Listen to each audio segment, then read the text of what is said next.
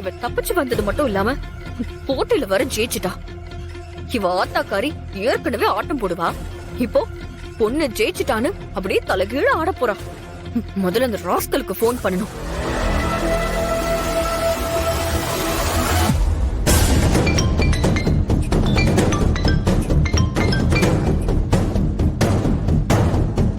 சொல்லுங்க மேடம். ஏய், என்ன என்ன வேலை பண்ணி வச்சிருக்க?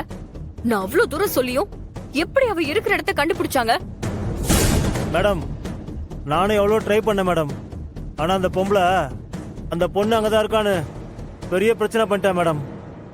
நான் தப்பிச்சு வந்தது பெரிய விஷயம் மேடம்.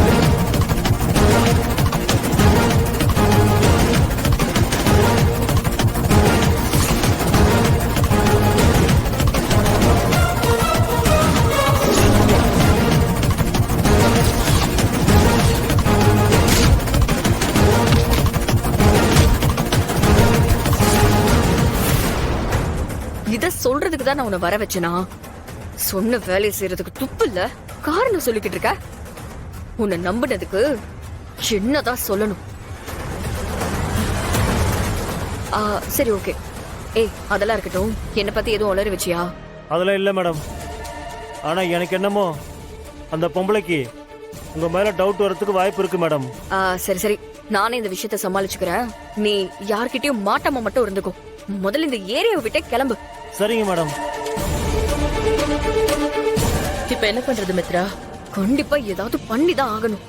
அவன் சொல்ற மாதிரி பாரதிக்கும் ஆதிக்கும் ஏன் மேல டவுட் வந்த மாதிரி ஒன்னும் தெரியல. மித்ரா, எனக்கு என்னமோ இந்த விஷயத்துல எதுவும் பண்ணாம இருக்கிறது தான் நல்லதுன்னு தோணுது. இல்ல நந்தினி, நான் இந்த விஷயத்த விட போறதாவே இல்ல. கண்டிப்பா ஏதாவது பண்ணி ஆகணும்.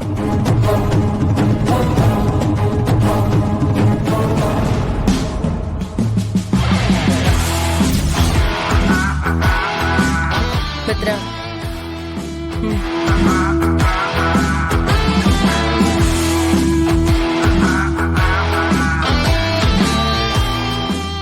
என்ன மித்ரா, மேட்ச் பார்க்க அவ்ளோ இன்ட்ரெஸ்டா வரேன்னு சொல்லிட்டு 2 பேரும் இங்க தனியா வந்து நிக்கிறீங்க?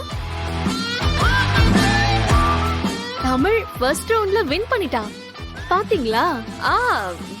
பாப்ப பாரதி. வாவ், சூப்பரா ஓடனா. ஆமா ஆமா, நல்லா ஓடனா. சரி வாங்க, அடுத்த மேட்ச் ஆரம்பிக்க போகுது. நீங்க தனியா இங்க என்ன பண்ண போறீங்க? அது கம்பெனி விஷயமா பேச வேண்டியதா இருந்துச்சு, அதுக்கு தான் வந்தேன். கம்பெனி விஷயமா நந்தினி கிட்ட பேசுறதுக்கு என்ன இருக்கு மித்ரா?